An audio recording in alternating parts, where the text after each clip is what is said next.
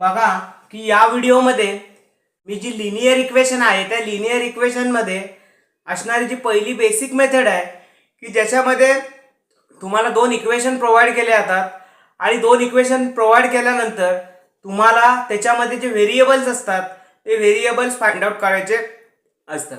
आता बघा की इथे सबस्टिट्यूशन मेथड आहे. सबस्टिट्यूशन मेथडला कोणत्याही पद्धतीचा फॉर्म्युला नसतो. Substitution method is does not depending upon the any formula. Substitution method is only depending upon the solving skill. तर बघा याच्यामध्ये आपण सबस्टिट्यूशन मेथड बघतोय. याचा आपण एक एक्झाम्पल घेऊन ते सॉल्व करणार आहोत. बघा अशा आपण सगळ्या ज्या काही मेथड्स आहेत त्या मेथड्स आपण या लेक्चरच्या माध्यमामधून आपण यूट्यूबच्या द्वारे आपण काय करत आहोत, डिझाईन करत आहोत. तर बघा की याच्यामध्ये आपण काय करणार आहोत, तर solve 5m minus 3n is equal to, बघा की एक्झाम्पल काय, 5m minus 3n is equal to किती होणार 19 आणि सेकंड इक्वेशन आहे m minus 6n is equal to minus 7. आता बघा की इथे किती इक्वेशन दिलेत, तर इथे इक्वेशन दिलेत दोन. तर पहिलं इक्वेशन आहे 5m minus 3n is equal to 19, that is equation number 1. आणि दुसरं इक्वेशन आहे m minus 6n is equal to minus 7, that is equation number 2. आता हे इक्वेशन सॉल्व करताना काय करणार बघा की याच्यामध्ये आपल्याला काय करायचं आहे, तर काहीतरी तुम्हाला सबस्टिट्यूट करावं लागेल. मग एक इक्वेशन घ्या. तर मी कन्सिडर करतो इक्वेशन कुठलं कन्सिडर करणार, कन्सिडर दी सेकंड इक्वेशन. कुठलं इक्वेशन मी कन्सिडर करणार, सेकंड इक्वेशन आहे ते मी सेकंड इक्वेशन कन्सिडर करणार. m minus 6n is equal to minus 7. आता यामधून मी काय करणार, एक m ची व्हॅल्यू काढणार आणि इक्वेशन फर्स्ट मध्ये ती सबस्टिट्यूट करणार. म्हणजे काय होणार, m इज इक्वल टू हा मायनस 7 मायनस 6n तिकडे गेले की काय आले प्लस 6n होणार. आता बघा की m ची व्हॅल्यू किती आली, m is equal to minus 7 plus 6n. आता ही व्हॅल्यू मी कशामध्ये टाकणार, तर फर्स्ट इक्वेशन मध्ये. फर्स्ट इक्वेशन काय आहे, 5m minus 3n is equal to 19. मग आता काय होणार, 5 इंटू ब्रॅकेट m ची व्हॅल्यू कशामध्ये जाणार, n मध्ये होणार पूर्ण कन्वर्ट.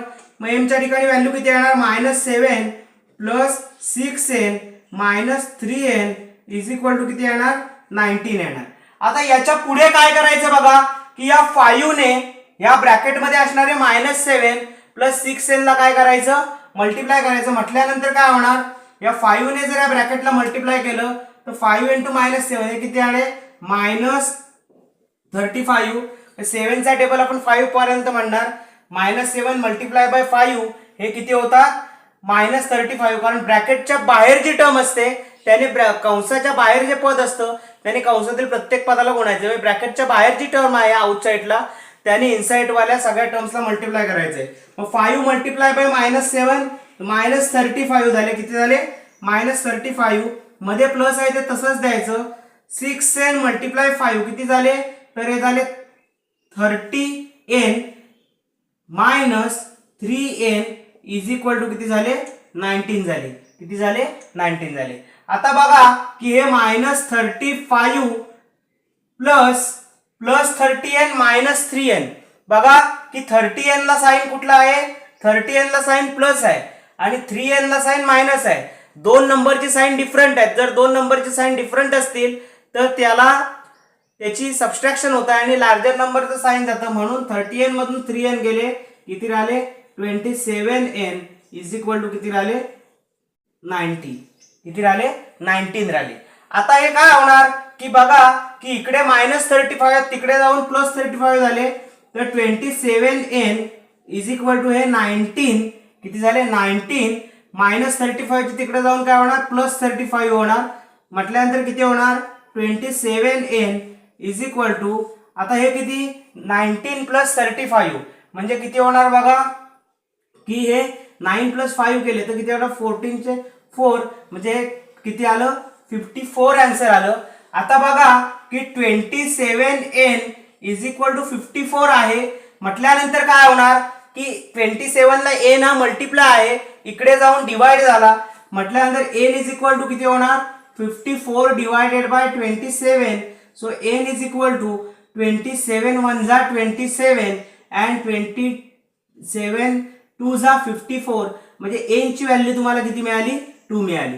आता आलेली n ची व्हॅल्यू आहे ती कुठल्या तरी एका इक्वेशन मध्ये जर ठेवली तर किती मिळणार? m - 6n is equal to -7. म्हटल्यावर काय होणार? तर m - 6 into bracket 2 is equal to 7 आहे.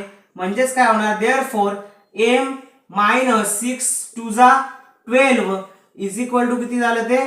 6 2 जा 12 इज इक्वल टू -7. आता m इज इक्वल टू -7 हे -12 तिकडे जाऊन +12 झाले. म्हणजे m ची व्हॅल्यू तुम्हाला किती मिळाली? 5 मिळाली. आता बघा की या इक्वेशन मध्ये m ची व्हॅल्यू तुम्हाला किती मिळाली? m इज इक्वल टू 5 आणि n इज इक्वल टू 2. ह्या दोन व्हॅल्यू एका कोणत्या तरी इक्वेशन मध्ये टाकल्या. m - 6n is equal to -7. m ची व्हॅल्यू आहे 5 - 6 इंटू ब्रॅकेट व्हॅल्यू किती झाली? 2 इज इक्वल टू -7. 5 6 इंटू 2 किती झाले? 12. म्हणजे हे झाले -12 कारण इथलं मायनस तसंच इज इक्वल टू -7. मग +5 - 12 आन्सर किती येणार? दोन नंबर्सला साइन डिफरंट आहेत मग त्यांची सबट्रॅक्शन ऑन लार्ज नंबरचं सांगतो. त्यामुळे -7 इज इक्वल टू -7. याचाच अर्थ काय होतो की m इज इक्वल टू 5 आणि n इज इक्वल टू 2 हे जे आपण दोन सोल्युशन काढलेत या दोन सोल्युशनने या इक्वेशनचं सॅटिस्फॅक्शन होतं. आणि ही आपण जे सबस्टिट्यूशन मेथड एक्सप्लेन केले ही अत्यंत सोपी आहे. जर तुम्हाला काही क्युरीज असतील तर तुम्ही मला कमेंटद्वारे कळवू शकता. इथून नेक्स्ट व्हिडिओमध्ये किंवा पुढच्या व्हिडिओमध्ये आपण याचा नेक्स्ट भाग बघणार आहोत. धन्यवाद.